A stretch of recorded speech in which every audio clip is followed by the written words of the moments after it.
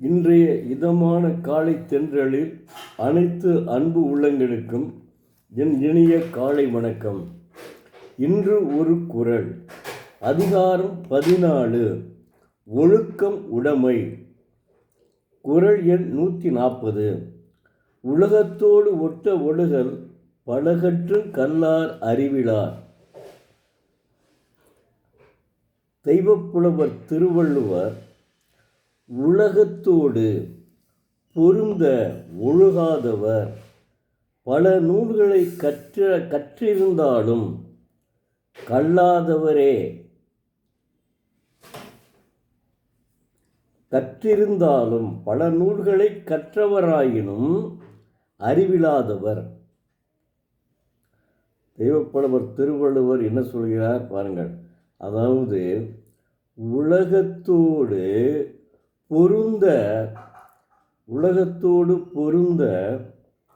ஒழுகுதலை கல்லாதவர் பல நூல்களை கற்றவராயினும் அறிவில்லாதவர் என்கிறார். என்ன அற்புதமான சொல்றார் பாருங்க. என்னதான் நூல்களை படித்திருந்தாலும் உலகத்தோடு ஒட்ட ஒழுகுதல் வேண்டும், அதான் முக்கியம். அதாவது உலகம் என்பது உயர்ந்தோர் என்பதன் அடிப்படையில் கல்வி கேள்விகளில் சிறந்து பண்பில் உயர்ந்து நிற்பாரைத்தான் உலகம் என்று எண்ணப்படும் என்று அறிய வேண்டும். கல்விக்கு பயன் அறிவு அறிதல். அறிவு பெறுதலின் பயன் ஒழுக்கம் உடைமை. ஒழுக்கம் உடையார் உயர்ந்தோர். இத்தகு உயர்வினை உடையவர்கள்தான் உலகம்.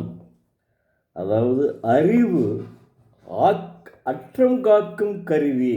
அறிவு அற்றம் காக்கும் கருவி.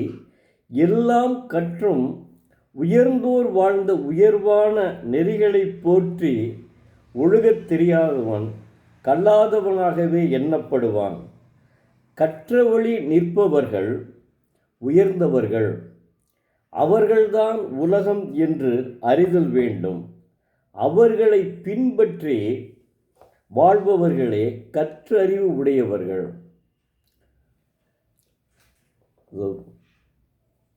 கவிஞர்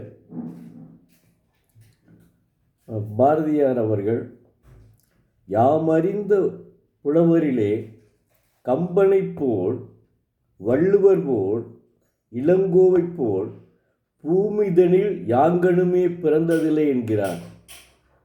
பாரதி எந்த அளவுக்கு 3 பேரையுமே புகழ்ந்திருக்கிறார் பாருங்கள். கம்பனினுடைய கவிநயம் பாராட்டுதற்குரியது. அதே போல திருவள்ளுவரினுடைய அறநெறி விளக்கம் நீதி நூல் அற்புதமானவை. அது உலகம் போற்றும் உலகத்திலேயே நிறைய மொழிகளில் மொழிபெயர்த்த ஒரே நூல் திருக்குறள் தான்.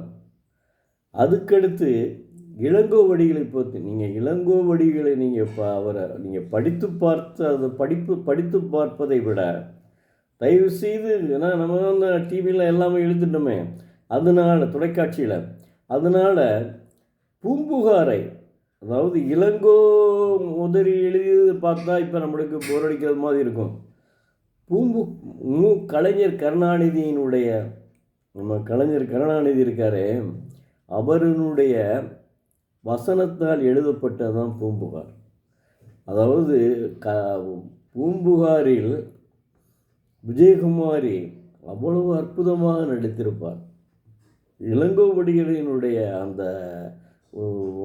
அந்த வர்ணனைகளை கண்ணகி அப்படியே அந்த வசனத்தை பேசுவார் பாருங்க. கலைஞர் கருணாநிதியினுடைய வசனத்தை பராசக்தியிலே சிவாஜி கணேசன் எப்படி கல்லைத்தான் மண்ணைத்தான் காய்ச்சித்தான் குடிக்கத்தான் வேண்டுமா என்றாரோ, அது மாதிரி கண்ணகி, ஆகா என்ன அற்புதமான அந்த படத்தை பார்த்த உடனே நமக்கு அப்படியே உடம்பே புல்லரிக்குங்க, அந்தளவுக்கு இருக்குங்க. சிலர் சொல்லுவார்கள், இளங்கோ முதல்ல எழுதையிலேயே சில டூரிங் தியேட்டரில் தீயே பிடிச்சிருச்சுன்னு சொல்லுவாங்க. அது எந்த அளவுக்கு உண்மைன்னு தெரியாது. ஏன்னா நம்ம எதுவும் சொல்லிகிட்டு இருக்க முடியாது. உண்மையாக இருந்தாலும் இருக்கலாம். உண்மை இல்லாமல் எதையும் சொல்ல மாட்டார்கள். அப்படி அந்த அளவுக்கு மதுரை மாநகரம் புகழ் பெற்றதற்கு காரணமே கண்ணகி தான். கண்ணகி சோழ நாட்டிலே இருந்து பூம்புகாரில் இருந்து வந்தவள். அவளுடைய வாழ்க்கை எப்படி அழிந்தது பார்த்தீங்களா? எப்படி எவ்வளோ இதாக இருந்தது. அது மறக்க முடியாத உண்மை. அவள் அழிந்தது மட்டும் இல்லாமல் பாண்டியன் நெடுஞ்செழியன், பெருந்தேவி, அந்த குடும்பமே அழிந்து விட்டது. அதனால் அதைத்தான் அந்த ஒரு குறள் கூட தெய்வப்புலவர் அதனை, அதாவது அவர் குறளுக்கு ஏற்ப ஒரு நிகழ்வு இந்த நிகழ்வு. அதாவது அவ்வளவு அற்புதமாக நடித்திருப்பார் விஜயகுமாரி. அந்தளவுக்கு அற்புதமான ஒரு படம். தயவுசெய்து பாருங்கள். மாணவ செல்வங்களே, நீங்கள் தினமும் ஒரு திருக்குறள் படியுங்கள். நிச்சயம் வாழ்வில் ஒளிமயமாகும். உங்கள் வாழ்க்கை ஒளிமயமாகும். நன்றி, வணக்கம். நாளை மீண்டும் ஒரு குறளை ஒழுக்கமுடைமையிலே பார்ப்போம்.